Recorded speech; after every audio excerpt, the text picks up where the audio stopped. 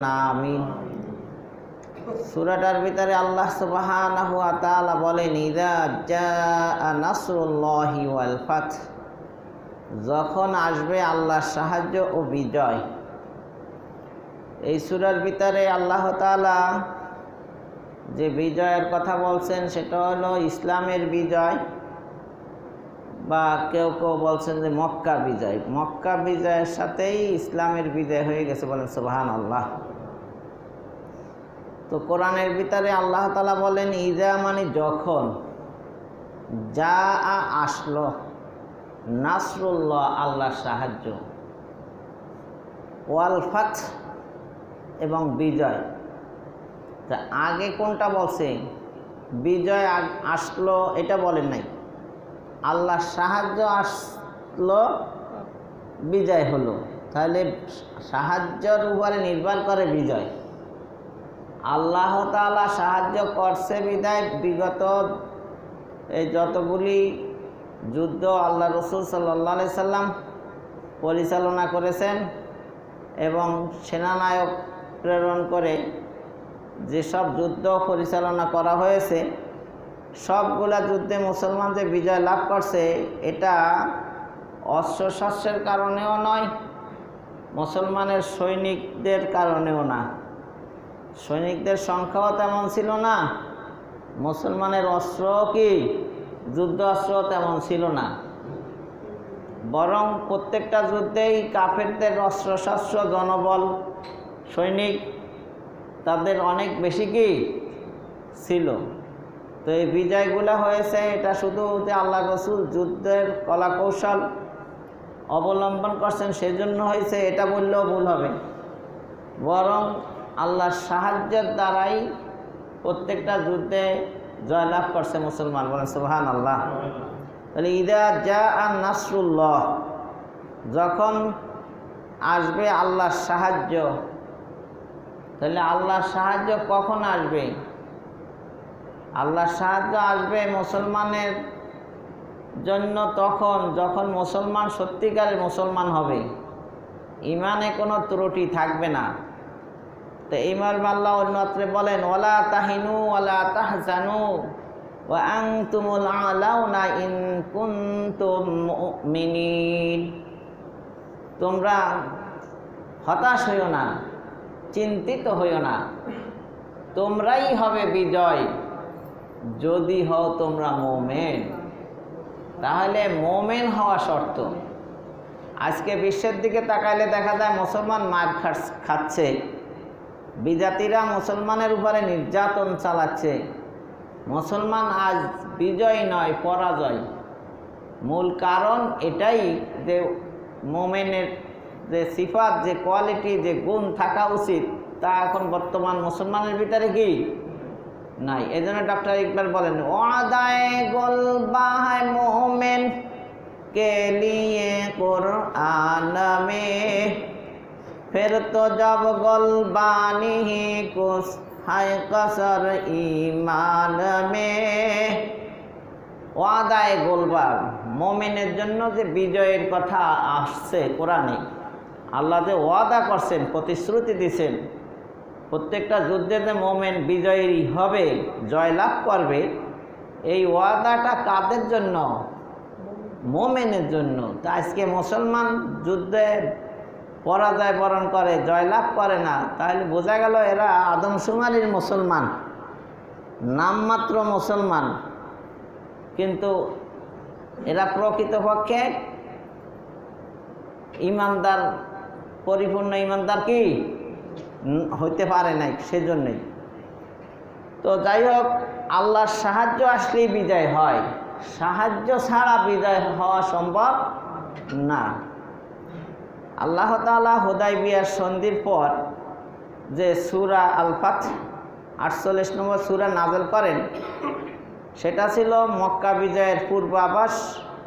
এই সূরার 3য় আয়াতে আল্লাহ তাআলা বলেন, সূরাতুল ফাতহ 48 নম্বর সূরার 3 নম্বর আয়াতে বলেন, ওয়ায়ানসুরাকাল্লাহু নাসরান আজিজা, আল্লাহ আপনাকে বলিষ্ঠ সাহায্য করবেন।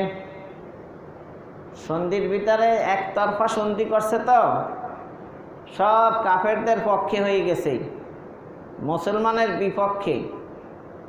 তো মুসলমান মনে করছে যে আমাদের পরাজয়, কাফেরদের বিজয়।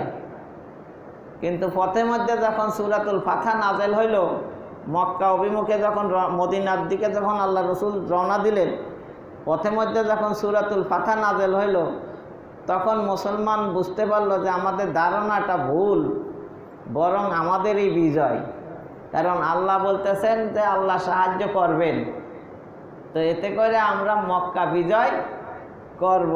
তো আল্লাহ বলেন ওয়ায়ানসুরাকাল্লাহু নাসরান আজিজা, আল্লাহ আপনাকে বলিষ্ঠ সাহায্য করবেন, বলেন সুবহানাল্লাহ। যখন মক্কা বিজিত হয়ে গেল, তখন আরববাসীরা দলে দলে দিন ইসলামে দাখিল হতে থাকলো। তারা বলল, মক্কা তথা কাবার সম্মান রক্ষার্থে আল্লাহ তাআলা হাতিওয়ালাদের ধ্বংস করে দিলেন, আর মুহাম্মদ সাল্লাল্লাহু আলাইহি ওয়াসাল্লামকে মক্কা বিজয় দান করলেন, বলেন সুবহানাল্লাহ। তাহলে মক্কার সম্মানার্থে, কাবার সম্মানার্থে আল্লাহ তাআলা আসহাবে ফিল হাতিওয়ালাদেরকে কি করেছেন? ধ্বংস করে দিয়েছেন। ওই যে আবাবিল, যাকে যাকে ছোট ছোট পাখি পাঠাইয়া, কঙ্কর পাঠাইয়া ওদের শেষ করছে, এটা কাবার সম্মান রক্ষা করছেন। আর ওই বছরই কিন্তু আপনার 50 দিন পর ওই আসহাবে ফিল হাতিওয়ালাদের ধ্বংস করার 50 দিন পর, 2 মাসও না, আরও 10 দিন বাকি থাকতেই আল্লাহ রসুল সাল্লাল্লাহু আলাইহি সাল্লামের জন্ম হন। তাহলে উনি জন্মগ্রহণ করেন ওই আসহাবে ফিল হাতিওয়ালাদের ধ্বংস করছে যে বছর, ওই বছর। তো ওনার মাধ্যমেই আবার আল্লাহ তাআলা মক্কা কি করলেন? বিজয় করে দিলেন। এটা মক্কা বিজয়ের পরে আরবের লোকেরাই বলতে লাগলো। তো অতএব তিনি চিরন্তন সত্য আল্লাহর রসুল, সুতরাং আর অপেক্ষা নয়, তারা দলে দলে ইসলামের পতাকা তলে আসতে শুরু করলো। মক্কা বিজয়ের পরে মক্কার লোকেরা আল্লাহ রসুলকে রসুলই মানল, সত্য রসুলই মানল, এবং তারা ইসলাম গ্রহণ করতে লাগলো। ইয়ামান হতে একদিনে 70 বা 700 জন এসে মদিনায় উপস্থিত হন। ইতিপূর্বে তারা ইসলাম সম্পর্কে অবহিত ছিল। হিজরতের পূর্বেও ইয়ামানের বিখ্যাত সাহাবী আবু মুসা আশারি রাদিয়াল্লাহু তাআলা আনহু, তার সাথে আরও 50 জন সাথী সঙ্গী নিয়ে ইসলাম গ্রহণ করেছিল, বলেন সুবহানাল্লাহ। তা আল্লাহ যে দ্বিতীয় আয়াতে বললেন যে ওয়ারাআইতান নাসা ইয়াদখুলুনা ফি দীনিল্লাহি আফওয়াজা, এবং আপনি মানুষকে দলে দলে আল্লাহর দ্বীনে প্রবেশ করতে দেখবেন। ঠিকই মক্কা বিজয়ের পরে আল্লাহ যা বলেছিল আরো আগে, তাই বাস্তবায়ন হইল, বলেন সুবহানাল্লাহ। তো আপনার মক্কা বিজয় হওয়ায় এবং আরবের বিভিন্ন এলাকা হতে লোকজন ইসলাম গ্রহণ করায় যে উদ্দেশ্যে রাসূল সাল্লাল্লাহু আলাইহি সাল্লামের পৃথিবীতে আগমন, তা পূর্ণ হয়। তিনি হিজরি 10ম সনে বিদায়ী হজ সম্পন্ন করেন। আল্লাহর নেয়ামত দিন ইসলাম এবং কোরআন মজিদ, যা একমাত্র আল্লাহর দান, সব কিছু যখন পূর্ণ হওয়ার পথে, তখন এই সূরা আল্লাহ তার প্রেরিত রাসূলকে শেষের দিকে বলেন যে অতএব তোমার রবের তাসবিহ হামদ সহ করতে থাকো, ফাসাব্বিহ বিহামদি রব্বিকা ওয়াস্তাগফির। তখন আপনি আপনার পালনকর্তার পবিত্রতা বর্ণনা করুন এবং তার কাছে ক্ষমা প্রার্থনা করুন, নিশ্চয় তিনি ক্ষমাকারী। তাহলে এই সূরাটার ভিতরে আল্লাহ রসুল সাল্লাল্লাহু আলাইহি সাল্লামকে একটা ভবিষ্যৎবাণীও দিয়ে দিলেন, যেটা বাস্তবায়ন হয়ে গেল। আবার একটা ইঙ্গিতও দিয়ে দিলেন যে আপনার কাজ ধর্ম প্রচার করা, ধর্মের কাজ তো হয়েই গেল, মানুষ দলে দলে ইসলাম প্রবেশ করতেই রইল। এতে করে ওনার ইন্তেকালের একটা সংকেত এর ভিতরে এসে গেল। এই জন্য এই সূরার নাম সূরায়ে তাওদী, মানে বিদায়ের সূরা। তাহলে সূরাতুন নাসরের আর একটা নাম হলো কি? বিদায়ের সূরা। কিসের, কার বিদায়? মুহাম্মদ রাসূলুল্লাহ সাল্লাল্লাহু আলাইহি সাল্লামের বিদায়। আর একটা কাজ হলো যে যখন আপনার কোনো কাজ থাকবে না তখন আপনি কি করবেন? তখন ওই ফাসাব্বি বিহামদি রব্বিকা আস্তাগফির। অনেক লোক আছে যাদের কোনো কাজ কাম নাই, তারা সময় গল্পে এমনি আপনার টিভি দেখিয়া, চ্যানেল দেখিয়া সময়টা নষ্ট করে না। এদেরও উচিত সব সময় কী করা? জিকির তসবিহ তাহলিলে থাকা। কারণ হাদিসে আছে যার ঠোঁট জিকিরের দ্বারা তরুতাজা থাকবে, ইন্তেকালের পরে সে হাসতে হাসতে জান্নাতে চলে যাবে। বলেন সুবহানাল্লাহ। তাহলে সূরা নসরের ৩য় আয়াতটি রাসূল সাল্লাল্লাহু আলাইহি সাল্লামের ইহ জগৎ ছেড়ে আল্লাহর সান্নিধ্যে পৌঁছানোর ইঙ্গিত পেয়ে তিনি মিনায় বিদায় খুতবায় বলেছিলেন, বোধহয় আমি এবছরের পর আর হজ করতে পারবো না। এই সূরায় যেমন শুভ সংবাদ রয়েছে তেমনই দুঃসংবাদও আছে। সূরাতুন নাসরের ভিতরে সুসংবাদ আছে, দলে দলে মানুষ ইসলাম গ্রহণ করবে, ইসলামের বিজয় হবে, মক্কা বিজয় হবে, সুসংবাদের কথাও আছে। আবার দুঃসংবাদও আছে, কি আল্লাহর রাসূলও দুনিয়া থেকে চলে যাবেন। রাসূলুল্লাহ সাল্লাল্লাহু আলাইহি সাল্লাম দিবস রজনীতে রাত দিনে 70 বার, কোনো রাওয়ায়াতে আছে 100 বার ক্ষমা চাইতেন, ইস্তেগফার পড়তেন। যেটা আপনার ইবনে মাজাহ শরীফের হাদিস, আবু দাউদ শরীফের হাদিস, আদাবুল মুফরাদাত।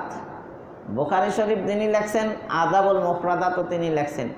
আমাদের এই যে তাকে আছে আদাবুল মুফরাদাত হাদিসের, এটাও একটা হাদিসের সংকলন, আদাবুল মুফরাদাত। ওই বুখারী শরীফ সবাই চেনে, আদাবুল মুফরাদাত সবাই চেনে না। তাহলে আদাবুল মুফরাদাতের ভিতরে আছে, মুসনাদে আহমদের ভিতরেও আছে। কোন হাদিসটা? যে আল্লাহ রাসূল সাল্লাল্লাহু আলাইহি সাল্লাম দৈনিক 70 বার, আর কোন রাওয়াতে আছে কতবার? 100 বার ইস্তেগফার পড়তেন। অথচ আল্লাহ সুবহানাহু ওয়া তাআলা তার আগের পরে সব গুনাহগুলো মাফ করে দিয়েছেন। বলেন সুবহানাল্লাহ। তো উনি বেশি বেশি ইস্তেগফার পড়তেন। ইস্তেগফারটা এটা একটা ইবাদত, ইস্তেগফার পড়া এটাই কি একটা, তা আল্লাহ রাসূল তো ইবাদত বেশি বেশি করতেন, সেই হিসাবে ইস্তেগফার পড়তেন। শুধু গুনাহ মাফ চাওয়া এই অর্থে নয়, বরং ইস্তেগফারটাই একটা আলাদা ইবাদত, সেই হিসাবে তিনি একটা ইবাদত করতেন। ইস্তেগফার পড়া মানে এটা কি করা? ইবাদতের নামান্তর। অথবা উম্মাতদেরকে শিক্ষা দেওয়ার জন্য যে আমার আগের পরে সব গুনাহ মাফ করার পরেও আমি যেহেতু 70 বার বা 100 বার ইস্তেগফার পড়ি, তা হে আমার উম্মাতেরা তোমরা আরও বেশি বেশি ইস্তেগফার পড়ো। তাহলে এটা উম্মাতের শিক্ষা দেওয়ার জন্য আল্লাহ রাসূল বেশি বেশি কী করতেন? ইস্তেগফার পড়তেন। লোহায় যেমন মরিচা ধরে, মানুষের হৃদয়ও তেমনি মলিন হয়, আর তা পরিষ্কার করার একমাত্র উপায় হলো অধিক মাত্রায় ইস্তেগফার করা। বেশি বেশি ইস্তেগফার পড়লে অন্তর আত্মা পবিত্র হয়, পরিষ্কার হয়, আত্মার পরিচ্ছন্নতা আসে।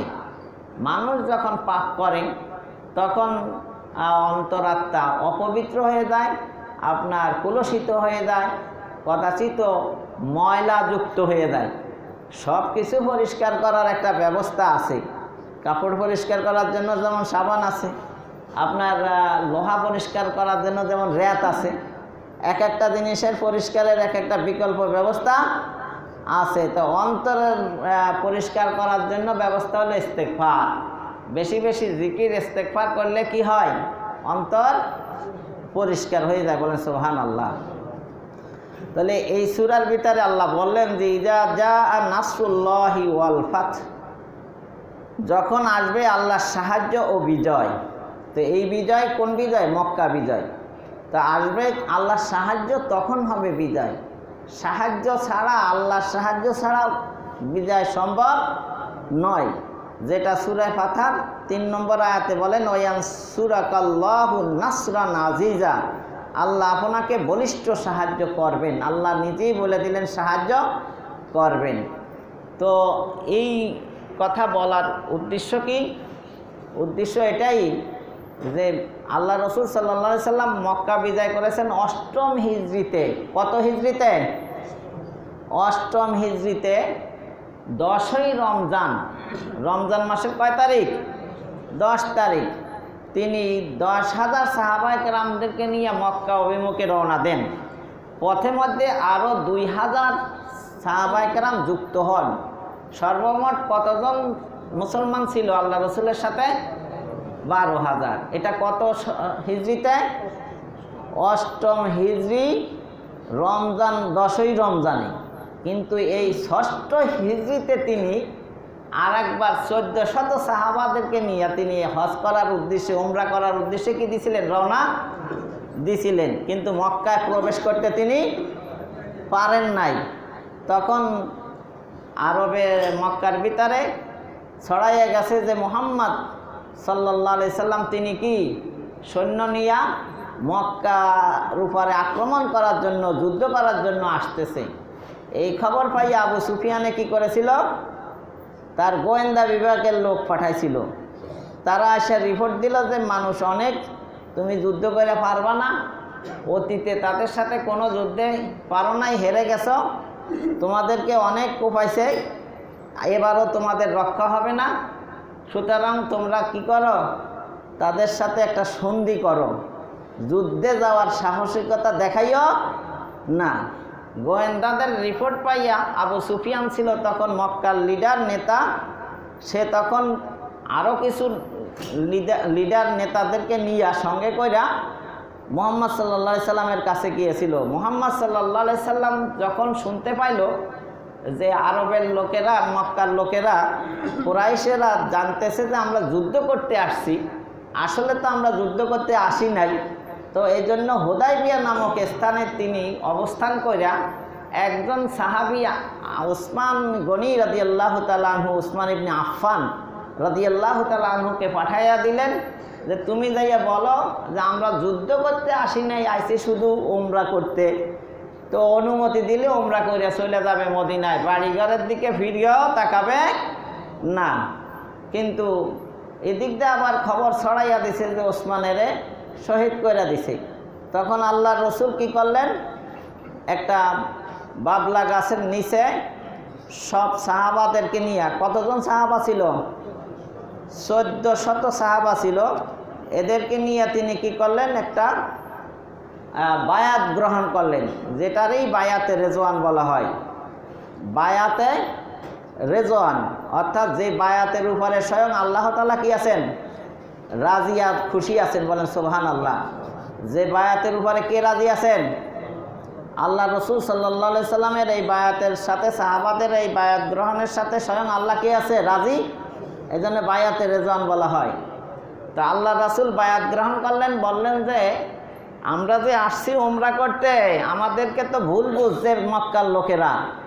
একজন দূত পাঠাইলাম, বার্তাবাহক, সংবাদবাহক পাঠাইলাম, তাকে হত্যা করলো, এটা তো হতেই পারে না। আমরা এর প্রতিশোধ নিয়েই এখান থেকে যাব। আমার সাহাবায়ে কেরাম আমার হাতে হাত রাখো, বায়াত গ্রহণ করো। তো সাহাবায়ে কেরাম বায়াত গ্রহণের জন্য হাত রাখলেন। এরপরে বললেন যে আমি তো জানি না যে এই সত্যিকারে ওসমানকে আসলেই হত্যা করেছেন কিনা। আল্লাহ রসুল কি গায়েব জানতেন? আল্লাহ রসুল গায়েবের খবর জানতেন, বাট তিনি গায়েব জানতেন না। গায়েব জানা এক জিনিস, আর গায়েবের খবর জানা কি আর এক জিনিস। আজকের পত্রিকার মাধ্যমে বাংলাদেশের কোথায় কি হয়েছে, কোথায় কোন ধরনের ঘটনা, দুর্ঘটনা, যা কিছু ঘটছে সব পত্রিকার মাধ্যমে আপনারা জানতে পারতেছেন। টিভির চ্যানেলের সংবাদের মাধ্যমে আপনারা কি জানতে পারছেন। এটা হলো গায়েব, আপনি জান নাই, সাংবাদিকেরা গেছে, আপনি খবর জানছেন, কিন্তু এটা আপনার গায়েব জানা বলে না। আলট্রাসোনোগ্রাফির মাধ্যমে বাচ্চা ছেলে হবে না মেয়ে হবে বলে, এটা তো ডাক্তার গায়েব বলে না। রাডারের মাধ্যমে বলে যে এত জোরে এত কিলো আসছে, আবার তুফান আসতেছে, এটা কিন্তু ও নিজে বলে না, ওই মেশিনের সাহায্যেই কি বলে, এটা গায়েব নয়। মুহাম্মদ রাসূলুল্লাহ সাল্লাল্লাহু আলাইহি সাল্লাম ওহির মাধ্যমে গায়েবের সংবাদ দিতেন, এটা গায়েব নয়, গায়েবের খবর। যেমন রাডারের মাধ্যমে বাতাসের খবর দেওয়া, আলট্রাসোনোগ্রাফির মাধ্যমে সন্তানের খবর দেওয়া, ঠিক ওহির মাধ্যমে মুহাম্মদ রাসূলুল্লাহ সাল্লাল্লাহু আলাইহি সাল্লাম মানুষদেরকে অদৃশ্যের খবর জানাইয়া দেওয়া এটা গায়েব নয়। এটা কি গায়েবের খবর? গায়েব একমাত্র আল্লাহ জানেন। গায়েব একমাত্র কে জানেন? মাফাতিহুল গায়েব, গায়েবের চাবিকাঠি একমাত্র কার হাতে? আল্লাহর হাতে। তাহলে আল্লাহ ছাড়া কেউ গায়েব জানে না। তাহলে আপনারা যে এই যে যারা হাত গোনাগুনি করে, যারা কি ওই যে হাত গনে রাশি গনে না, তাদের কাছে হাত পাতা মানে আপনার ইমান শেষ। কারণ আপনি জানেন আল্লাহ ছাড়া কেউ গায়েব জানে না, তা আপনি কেন ভবিষ্যৎ জানার জন্য তার কাছে হাতের রেখা দেখাচ্ছেন? আপনি ভবিষ্যৎ গুনতে চাইছেন, তাহলে তো আপনার ইমান নাই। ও কি সব জানে? তাহলে একটা থাপ্পড় যদি ওরে মারেন গণকেরে, তাহলে গণক বলবে আমাকে কেন অযথা মারো, আমি কি দোষ করছি? তখন বলবেন বেড়া তুই তো এত কিছু জানো, আজকে সকালে তোর রাশি তুই গুণনে পারস নাই, যে আজকে থাপ্পড় খাইবি। তখন ওই তো দরা খাইয়ে যাবো অনেক, যে ও কি কিছুই জানে না। বুঝতে পারেন না? তাহলে আল্লাহ ছাড়া কেউ গায়েব জানে না। তা আল্লাহ রসুল সাল্লাল্লাহু আলাইহি সাল্লাম বলেন যে ওসমানকে কি আসলে শহীদ করছে কি করে না এটা তো আমি জানি না, আর আল্লাহও কোনো ওহী নাযিল করেন নাই। তাহলে এই বায়াতে স্বয়ং আল্লাহ রাজি, এই বায়াতে আল্লাহ রাজি, এই বায়াতে যে আল্লাহ রাজি, এই মর্মে আল্লাহ তাআলা সূরাতুল ফাতহ 48 নম্বর সূরার 18 নম্বর আয়াত আল্লাহ বলেন, লাকাদ রাদিয়াল্লাহু আনিল মুমিনিনা ইয ইউবাইউনাকা তাহতাশ শাজারাহ। আল্লাহ মুমিনদের প্রতি সন্তুষ্ট হলেন যখন তারা বৃক্ষের নিচে আপনার কাছে শপথ করল। একটা গাছ ছিল, গাছটা হলো বাবলা গাছ। কি গাছ? ওই হুদায়বিয়ার পাশে একটা বাবলা গাছ ছিল। ওই গাছটার নিচে এই 1400 সাহাবা ইকরাম আল্লাহ রসুলের হাতে বায়াত গ্রহণ করেন। তো একজনারে যদি মক্কায় পাঠাইয়া দেন, তাহলে কি 1400 হইল না একজন কম রইল? তো সবার উপরে আল্লাহ যদি রাজি হয়, তাহলে ওসমানের উপরে তো আর রাজি রইল না, কারণ ওসমান তো আর কি শপথে অংশগ্রহণ করে নাই। কথা খেয়াল করেন, 1400 সাহাবা নিয়ে গেলেন, বায়াত গ্রহণ করলেন কয়জনে? একজন তো ওখানে অনুপস্থিত, তাকে তো দূত হিসাবে পাঠাইলেন কোথায়? মক্কায়। এখন আল্লাহ যেহেতু এদের উপরে রাজি বায়াতের উপরে, তখন একজন বাকি থাকবে কেন? এই জন্য আল্লাহ রসুল সাল্লাল্লাহু আলাইহি সাল্লাম নিজের আরেকটা হাত এদের হাতের উপরে রেখে দিলেন। বললেন হুজুর আপনার হাতে তো আমরা বায়াত গ্রহণ করছি, আপনি আবার উপর দিয়ে আরেকটা হাত রাখলেন কেন? এই হাতটা আমার না, এই হাতটা ওসমানের। বলেন সুবহানাল্লাহ। কারণ এই বায়াতে ওসমানও অংশগ্রহণ করুক, ওসমানও শরীক থাকুক, সবার উপরে আল্লাহ কি থাকুক? রাজি থাকুক। বলেন সুবহানাল্লাহ। তো আল্লাহ তাআলা আবার আয়াত নাযিল করে বললেন, ইন্নাল্লাযীনা ইউবাইউনাকা ইন্নামা ইউবাইউনাল্লাহা ইয়াদুল্লাহি ফাওকা আইদিহিম। যারা আপনার কাছে আনুগত্যের শপথ করে, তারা তো আল্লাহর কাছে আনুগত্যের শপথ করে, আল্লাহর হাত তাদের হাতের উপরে রয়েছে। বলেন সুবহানাল্লাহ। সূরা ফাতহ 48 নম্বর সূরা 10 নম্বর আয়াত। আল্লাহ তাআলা বললেন রসুল আপনার হাতকে ওসমানের হাত বললেন, সব সাহাবাদের হাতের উপরে আপনার হাত রাখলেন, তো আমি আল্লাহ স্বয়ং আপনার হাতের উপরে আর একটা হাত রাখলাম। বলেন সুবহানাল্লাহ। তার মানে আল্লাহর রসুল এবং সাহাবায়ে কিরাম সকলেই কি এই বায়াতে অংশগ্রহণ করলেন। বলেন সুবহানাল্লাহ। তাহলে যারা 1400 যারা সাহাবায়ে কিরাম এই ওমরা পালন করতে আল্লাহ রসুলের কাছে গেলেন, বায়াতে রেজওয়ান আপনার এই এটারে সন্ধি, যেটা আপনার 6ষ্ঠ হিজরিতে যে সন্ধিটা হইল, আপনার এই সন্ধিতে যারা অংশগ্রহণ করেছেন সবার উপরে আল্লাহ অসন্তুষ্ট না সন্তুষ্ট? আবার আর একটা জায়গার ভিতরে পাওয়া যায় 313 জন সাহাবী যারা বদরের যুদ্ধে গেছেন, তাদের সবার উপরে আল্লাহ রাজি, এবং আল্লাহ বলে দিলেন যে তোমরা যা ইচ্ছা তা করো, তোমাদেরকে আমি ক্ষমা করে দিলাম। বলে সুবহানাল্লাহ। তাহলে সাহাবাদের ব্যাপারে আমাদের কি বিশ্বাস আকীদা রাখতে হবে? সাহাবাদের ব্যাপারে আমাদের 4টা আকীদা বিশ্বাস রাখতে হবে। কয় ধরনের? 4 ধরনের। এক ধরনের বিশ্বাস আর আকীদা হলো প্রত্যেকটা সাহাবী কাকে বলে? যারা ইমানের হালাতে আল্লাহর রসুলকে দেখছেন অথবা আল্লাহর রসুল তাকে দেখছেন। কেন কথা বললাম? অনেক অন্ধ সাহাবী আছে যারা ইমানের হালাতে আল্লাহর রসুলের কাছে গেছেন, কিন্তু সে তো আর আল্লাহর রসুলকে দেখে নাই, কিন্তু আল্লাহর রসুল তাকে দেখছে। তো আব্দুল্লাহ ইবনে উম্মে মাকতুম তিনি একজন অন্ধ সাহাবী ছিলেন, তিনি তো আল্লাহর রাসূলকে দেখেন নাই, কিন্তু আল্লাহর রাসূল তাকে দেখছেন। বলেন সুবহানাল্লাহ। তাহলে ইমানের হালাতে যারা আল্লাহর রাসূলকে দেখছেন অথবা আল্লাহর রাসূল যাদেরকে দেখছেন এবং ইমানের হালাতে যাদের ইন্তেকাল হয়েছে তারা সবাই সাহাবায়ে কেরাম। বলেন সুবহানাল্লাহ।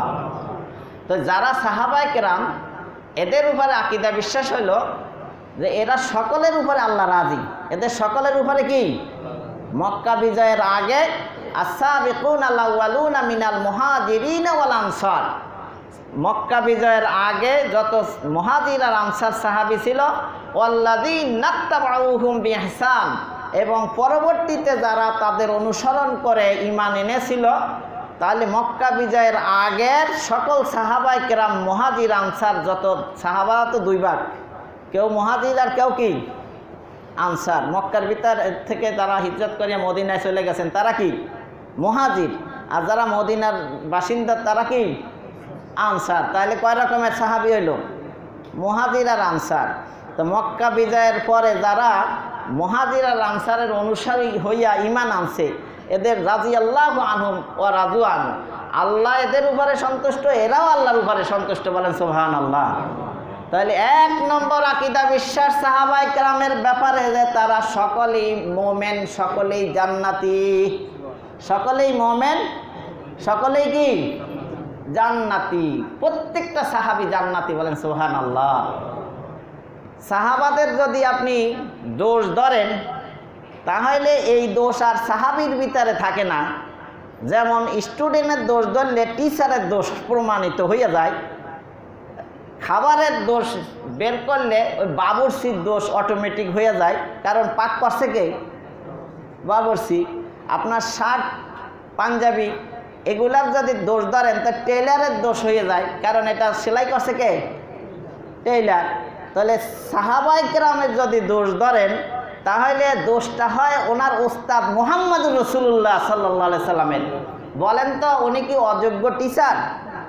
তাহলে যদি সাহাবাদের দোষ ধরেন দোষটা পড়ে যাইয়া গড়াইয়া মুহাম্মদ সাল্লাল্লাহু আলাইহি সাল্লামের উপরে। আর মুহাম্মদ রাসূলুল্লাহ আশরাফুল আম্বিয়া সাইয়্যিদুল মুরসালিন নিযুক্ত করছেন, উনি কি নিজে নিজে নবী হয়েছেন না আল্লাহ বানাইছেন? নবী কি উনি হয়েছেন না আল্লাহ বানাইছেন? তাহলে চয়েসটা কে করছে? আল্লাহ করছে। তাহলে কেন এমন একটা অযোগ্য টিচারকে তিনি চয়েস করলেন যিনি স্টুডেন্ট গড়তে পারেন না? তাহলে দোষটা কি আর মুহাম্মাদের কাছে রইল না গড়াইয়া আল্লাহর কাছে যাইয়া পৌঁছলো? তাহলে সাহাবাদের দোষ ধরলে দোষটা গড়াইতে গড়াইতে কোন জায়গা যায়? কোন জায়গার পানি যায় কোন জায়গায় ঠেকে? এই জন্য আল্লাহ আল্লাহ ফি আসহাবি লা তাত্তাখিযুহুম গারাদাম মিন বাদি ফামান আহাব্বাহুম ফাবিহুব্বি আহাব্বাহুম ওয়া মান আবগাদাহুম ফাবিবুগযি আবগাদাহুম। কি প্রত্যেক সানি খুতবায় শোনেন না?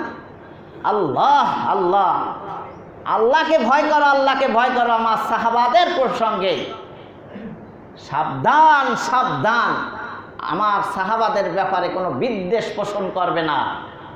মান আহাব্বাহুম ফাবিহুব্বি, আমার ভালোবাসা থাকলে তাদেরকেও ভালোবাসো। যারা সাহাবাদের সমালোচনা করে এদের সাহাবাদের প্রতি বিদ্বেষ নয়, বরং প্রকৃতপক্ষে মুহাম্মদুর রাসূলুল্লাহর প্রতি বিদ্বেষ থাকার নামান্তর মুহাম্মদ সাল্লাল্লাহু আলাইহি সাল্লামের প্রতি বিদ্বেষ থাকার কারণেই তারা সাহাবাদের প্রতি বিদ্বেষ বা দোষ ত্রুটি ধরে। সাহাবা আবু সুফিয়ান 12,000 কাফের নিয়া ৫ম হিজরিতে খন্দকে মুহাম্মদ রাসূলুল্লাহ সাল্লাল্লাহু আলাইহি সাল্লাম সহ পুরা মদিনা অ্যাটাক করেছিল। তারপরেও মক্কা বিজয়ের সময় ইসলাম গ্রহণ করার কারণে আবু সুফিয়ানও সাহাবী, তার ব্যাপারেও যেমন আবু বকরের ব্যাপারেও তেমন আমাদের আকীদা বিশ্বাস উভয় যাবে জান্নাতে। বলেন সুবহানাল্লাহ। তার সন্তান মুআবিয়া, আবু সুফিয়ানের সন্তান মুআবিয়া কাতিবুল ওহী, ওহী লেখকের 6 জনের একজন, উনিও যাবেন জান্নাতে। বলেন সুবহানাল্লাহ। প্রত্যেকটা সাহাবী আমাদের কাছে আদর্শ, তারা হলো সত্যের মাপকাঠি, বলেন সুবহানাল্লাহ। তাহলে সাহাবাদের ব্যাপারে 1 নম্বর বিশ্বাস হলো কি, আকীদা বিশ্বাস কি, তারা সবাই মোমেন, সবাই জান্নাতি, সবাই মোমেন, সবাই কি জান্নাতি। 2 নম্বরে তারা সকলে সত্যবাদী এবং আদেল, ন্যায়পরায়ণ। আপনি যখন হাদিসের কিন্তু 2টা পার্ট, হাদিসের পার্ট কয়টা? একটা পার্ট হলো কার কাছ থেকে কে শুনছে, কার কাছ থেকে কে শুনছে, এটারে বলে সনদ। এটাকে কি বলে? কোন কথাটা শুনলো সেটাকে বলে মতন। তাহলে একটা হলো সনদ আর একটা হলো কি মতন। এই কার কাছ থেকে কে শুনলো এদেরকে বলে রাবি, বাংলায় বলে বর্ণনাকারী। এই বর্ণনাকারীর অযোগ্যতার কারণে, দোষ ত্রুটি থাকার কারণে দুর্বল হইয়া যায় হাদিসটা। কি মতন দুর্বল না সনদ দুর্বল? আরে এতক্ষণ কি বুঝাইলাম? মতন মানে মূল হাদিসটা দুর্বল না বর্ণনাকারীরা দুর্বল? তাহলে সনদ বলে এটাকে। তাহলে সনদ দুর্বল, মতন দুর্বল নয়। আল্লাহর রসুলের কোনো হাদিস দুর্বল নয়, বলেন সুবহানাল্লাহ। প্রত্যেকটা হাদিস সবল, শক্তিশালী, কিয়ামত পর্যন্ত অক্ষুণ্ণ থাকবে, কোনো পরিবর্তন হবে না। এই জন্যই ওনার কথাকে একমাত্র হাদিস বলা হয়। হাদিস অর্থ কথা, কিন্তু যাত্রার কথা নয়। একমাত্র ইসলামী পরিভাষায় মুহাম্মদ রাসূলুল্লাহ সাল্লাল্লাহু আলাইহি সাল্লামের কথাই একমাত্র কথা, কারণ ওনার কথাই কথা, যা নড়চড় হয় না, কোনো পরিবর্তন হয় না, সব সময় এক অবস্থায় থাকেন, যেটা সত্যে সবসময় প্রমাণিত, কখনো মিথ্যা প্রমাণ করতে পারেনি আর পারবেও না। এটার নামই হলো হাদিস। তাহলে হাদিস সবল। তাই বর্ণনাকারী কে কার কাছ থেকে শুনছে তাদের দুর্বলতা খোঁজে মুহাদ্দিসিনে কেরাম, দেখে হাদিস বিশারদরা। কিন্তু যখনই শুনে কোনো সাহাবীদের নাম যে উনি আল্লাহ রসুলের কাছ থেকে শুনছে, তখন কি কোনো সাহাবীদের দোষ ত্রুটি খোঁজে কোনো মুহাদ্দিস? কোনো হাদিস বিশারদ সাহাবাদের দুর্বলতার কারণে হাদিস দুর্বল এ কথা বলছে কোনো দিন? তার মানে সনদে মতনে যেমন দুর্বলতা নাই, কোনো সাহাবীদের ভিতরেও কোনো দুর্বলতা নাই। তাহলে বুঝতে পারছেন এবার?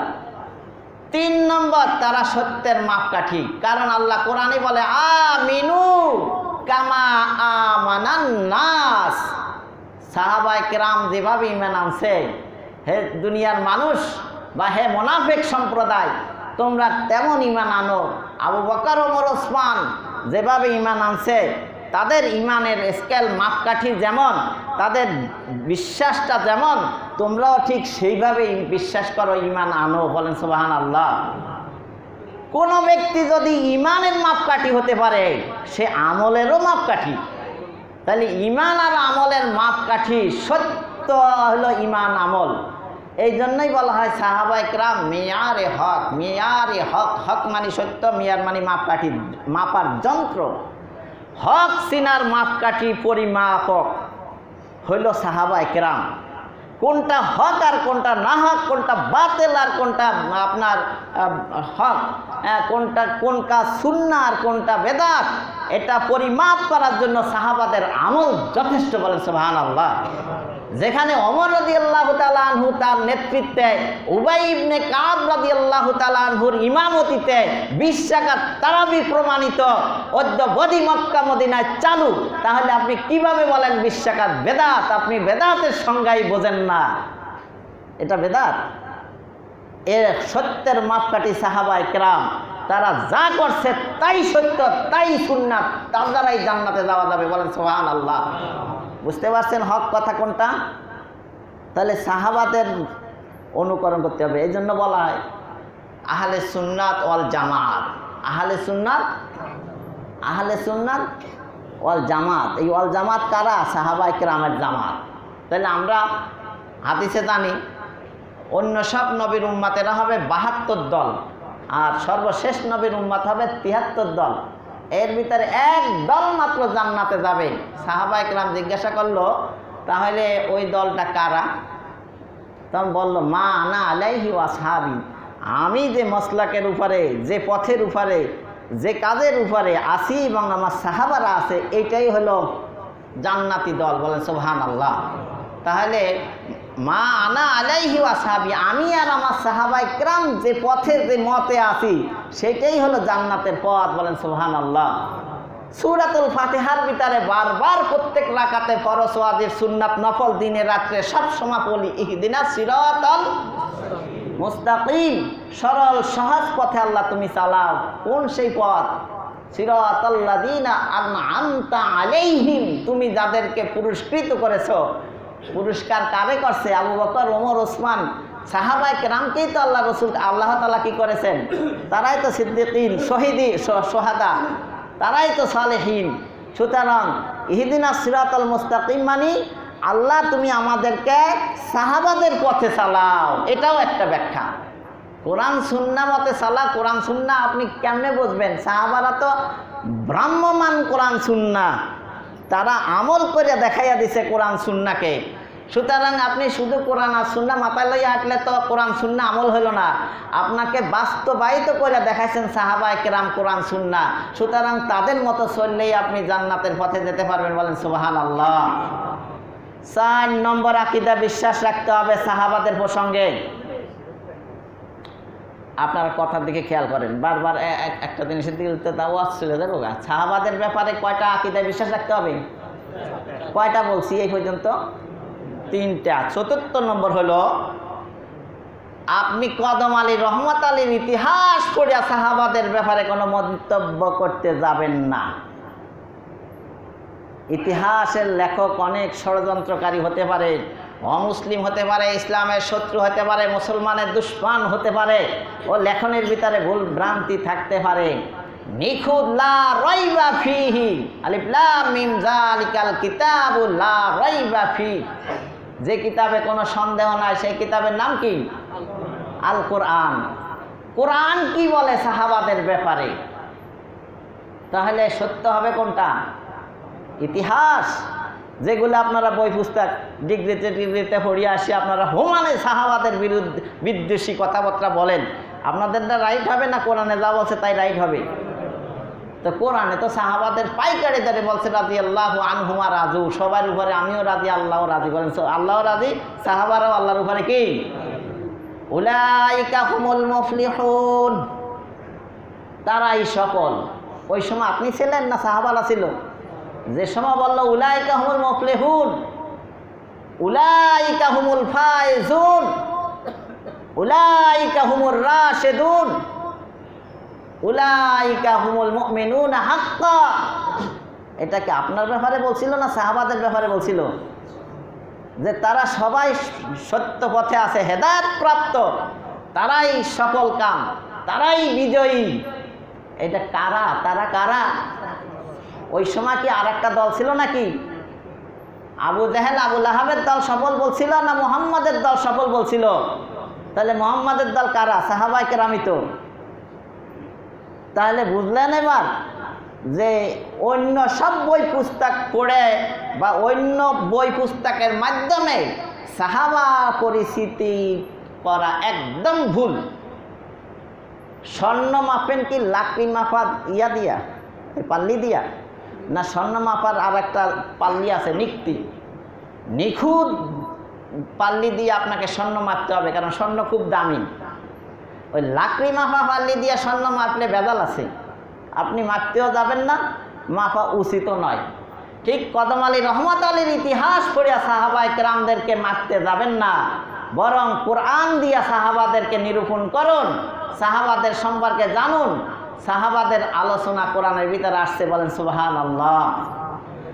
তো আমরা তো ধারাবাহিকভাবে আলোচনা করে আসছি, সামনে আসছে হজের মৌসুম, কোরবানির মৌসুম। ইনশাল্লাহ আগামী 2 জুমায় হজ কোরবানি নিয়ে আলোচনা হবে। পরবর্তীতে আমরা একটা ব্রেক দিচ্ছি, পরবর্তীতে আবার ধারাবাহিকভাবে তাফসীর হবে ইনশাআল্লাহ।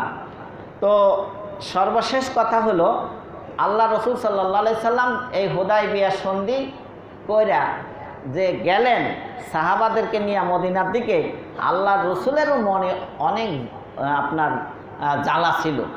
যেমন জ্বালার একটা উদাহরণ দিই, যখন নাকি শুনল আরবের মক্কার লোকেরা যে আল্লাহ রসুল 1400 সংখ্যা তো তারা জানে না, যে এখানে আসছে, তো এক বন্দি মুসলিম, নাম হলো আবু জান্দাল, শিকল পরিহিত অবস্থায় খুব কষ্ট করে কাতরাইতে কাতরাইতে ঢুইলা ডাইলা কোনো রকমভাবে আল্লাহ রসুলের কাছে যাইয়া পৌঁছছে। কারণ জানে যে সাহাবাই কেরাম আমার ভরসা, আল্লাহ রসুল ভরসা, ওনারা আমার একটা ব্যবস্থা করবেন। তো আবু সুফিয়ান যে বলল, এখনও তো আমরা ডিট করি নাই, চুক্তি করি নাই, কোনো লিখিত হয় নাই, স্বাক্ষরও করি নাই, এই লোকটাকে আমাকে ভিক্ষা দাও। কারণ উনি চুক্তির আগেই আসছে। চুক্তিতে শর্ত ছিল যারা মক্কা থেকে মদিনায় যাবে তাদেরকে ফেরত পাঠাইতে হবে। তো এর একটু ফেরত পাঠানো উচিত, কিন্তু এটা তো চুক্তি হওয়ার আগেই লোকটা এসে গেছে। তো এরে ফেরত না, একে দেওয়া যাবে না, বরং আল্লাহ রসুলের সামনে, সাহাবাই কেরামের সামনে তার বাবা এই আবু জান্দালের মুখের উপরে জোর করে একটা থাপ্পড় মেরে দিল। বলেন, মুসলমান আল মুসলিম ও আকুল মুসলিম, বিশ্বের যে কোনো প্রান্তে মুসলমান কষ্ট করবে আর অন্য মুসলমানরা শুধু টিভি চ্যানেলে দেখবে আর হাসবে আর নাস্তা করবে, হ্যাঁ, ডিনার করবে আর তামাশা দেখবে, এটা হইতে পারে না। গোটা মুসলিম একটা মাত্র শরীরের নাই, যে কোনো জায়গায় আঘাতপ্রাপ্ত হলে শরীরে ব্যথা অনুভব হয় কি হয় না? যখন চোখে আঘাতপ্রাপ্ত হন তখন অল বডি কষ্ট পায় কি পায় না? ঠিক মুসলমানের সামনে মুসলমান কষ্ট করবে। এই মুসলমান কি আপনার আমার মুসলমান না সাহাবায়ে কেরামের মতো মুসলমান? তারা কি সহ্য করতে পারে? এটা পারে না।